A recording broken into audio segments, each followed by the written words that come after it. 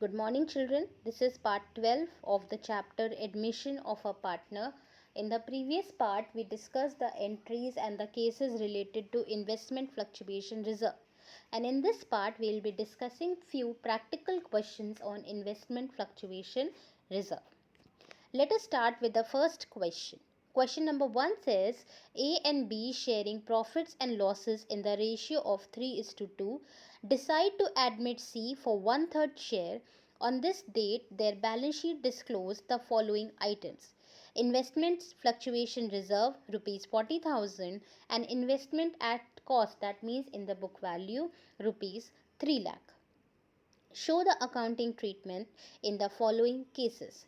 Case number 1, if the market value of investment is 2,90,000. As you can see, the book value is 3 lakh, but the case number 1 says the market value is 2,90,000. That means there is a decrease of rupees 10,000, for which we have prepared the investment fluctuation reserve of 40,000. So out of this reserve of 40,000, 10,000 will be transferred to investment account, and the remaining surplus of 30,000 will be distributed among A and B in the ratio of 3:2. Case number 2, if the market value of investment is rupees 2,45,000, whereas the book value of investment is 3 lakh. That means in this case there is a decrease in the value of investment by 55,000 rupees, but the investment fluctuation reserve is only 40,000. So the entire amount of 40,000 of reserve will be credited to investment, and whereas the excess of 15,000 decrease will be debited to revaluation account, and the reinvestment account will be credited with 55,000.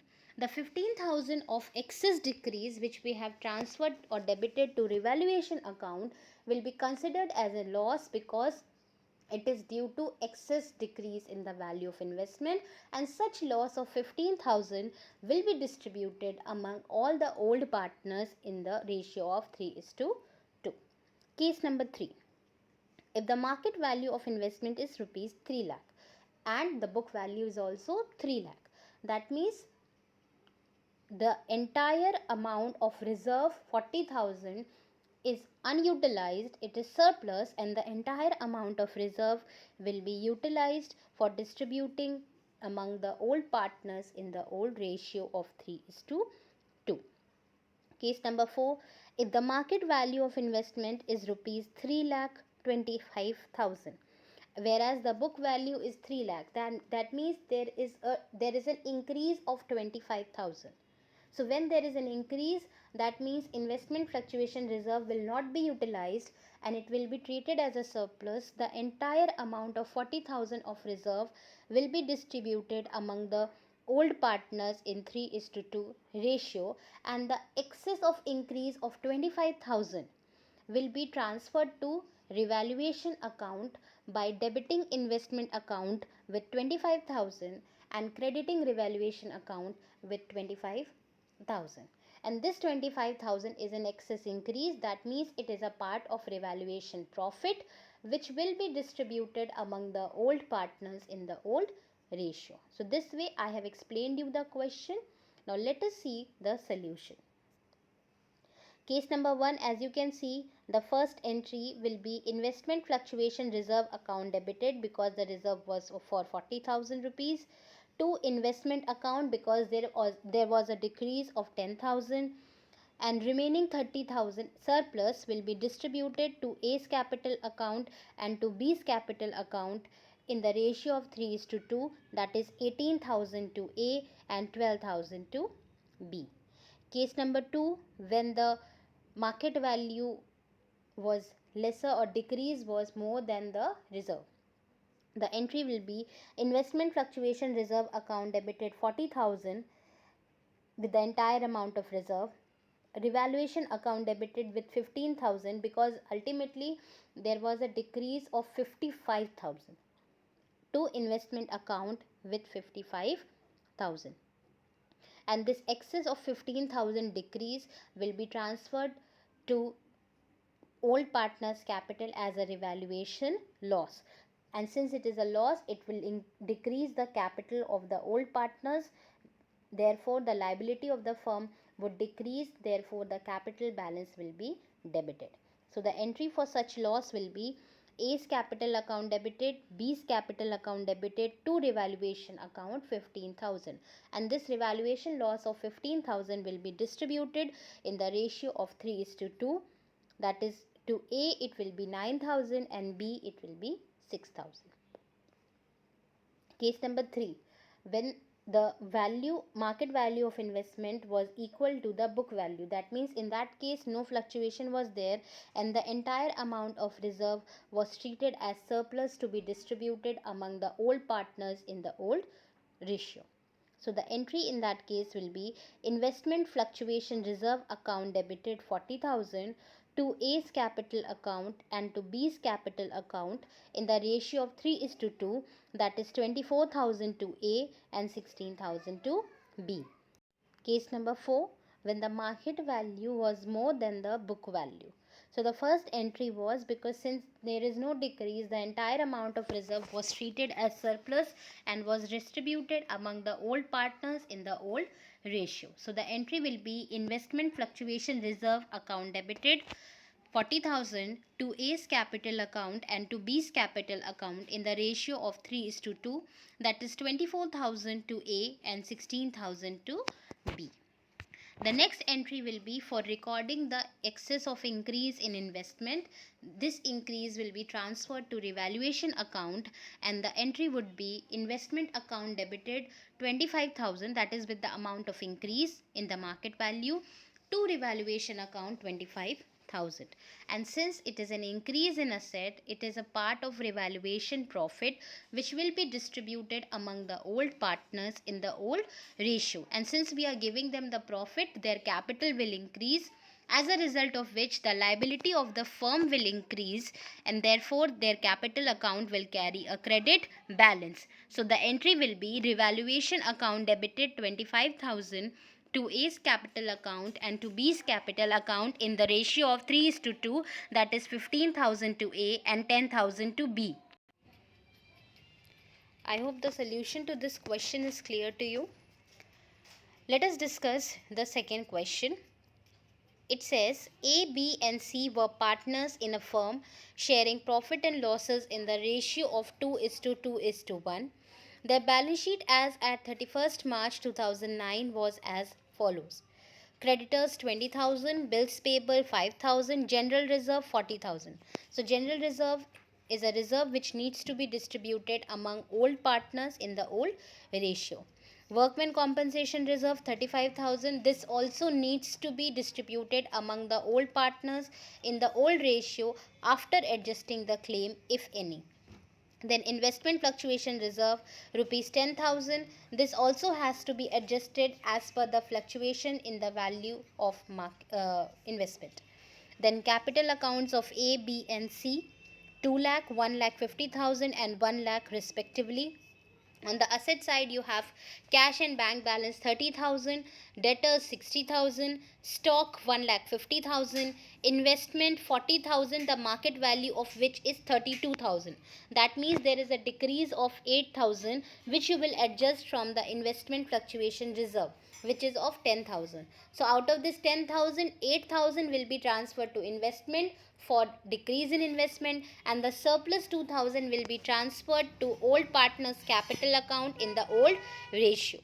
Another asset is plant and machinery rupees 2,60,000 and profit and loss account rupees 20,000. As you can see, profit and loss account is given on the asset side. As discussed earlier, if profit and loss account is given on the liability side, it is treated as undistributed profit and will be credited to partners capital account, or if it is given on the asset side, then it is treated as an accumulated loss and it is debited to partners capital account. So in this case it is an accumulated loss, therefore it will be debited to partners capital account in the old ratio. The total of balance sheet is 5,60,000. They admit D into the partnership for 1/4 share on 1st April 2009. Give necessary journal entries to adjust the accumulated profits and losses. Let us have a look at the solution. The first entry is for adjusting the investment fluctuation reserve account debited 8,000 to investment account. This is the entry for adjusting the decrease in the market value of investment. The next entry is for distributing the undistributed profit or reserves. The entry will be general reserve account debited 40,000, workmen compensation reserve account debited with the entire amount of 35,000. Since there is no claim, henceforth it will be treated that the entire reserve is the surplus to be transferred to old partners capital account.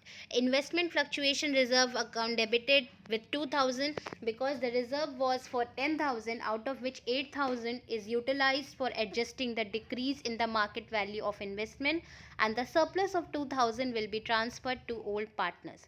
So henceforth these three reserves will be transferred to old partners capital account, that is to A's capital account, to B's capital account, and to C's capital account in the old ratio, that is 2:1. So A will be getting 30,800, B will be getting 30,800, and C will be getting 15,400. We are crediting all the partners capital. Why? Because we are giving them the reserves, because of which their capital balance will increase, as a result of which the liability of the firm will increase, and any increase in the liability carries a credit balance. We are debiting all the reserves because reserves carry a credit balance, but when we are distributing it or wiping it off from the books of account, it has to carry an opposite balance, therefore we have debited it. The third entry is for writing off the accumulated loss of profit and loss account, which is given on the asset side. When we are giving the loss to the partners in their capital or current account, it would decrease their capital balance or the current account balance, which would decrease the liability of the firm, and any decrease in the liability carries a debit balance. So therefore we have debited A's capital account, B's capital account debited, and C's capital account debited to profit and loss account. We are crediting profit and loss account because it was given on the asset side, that means it was an accumulated loss, and losses carry a debit balance. So when we are writing it off or we are giving it to the partners, it will carry an opposite, that is the credit balance. So the loss of 20,000 is distributed among the old partners in the old ratio, which means A's capital will be debited by 8,000, B's capital by 8,000, and C's capital by 4,000. So this was the solution to this question. I hope the two questions which we have discussed in this part is clear to you, since it is purely based on the entries and cases which we have discussed in the previous parts. So this is the assignment based on such type of questions and cases. You have to answer the following questions in your register. Question number 1, you have to redo the questions taught in this video. That means 2 questions we have discussed here, and you have to redo them in your register. Question number 2, you have to solve practical question number 45, 48, 49, 50 and 51 from the chapter Admission of a Partner of Accounts book by D.K. Goel, Volume 1. These questions are purely based on the cases and the entries which we have discussed till now. And since it is your practical subject, it will be better for you if you practice more questions. Do go through the videos, do revise all the entries, learn the formulas, just understand the logic behind each and every entry, so you need not mug up, and complete all the written work, children. Thank you, children. Take care.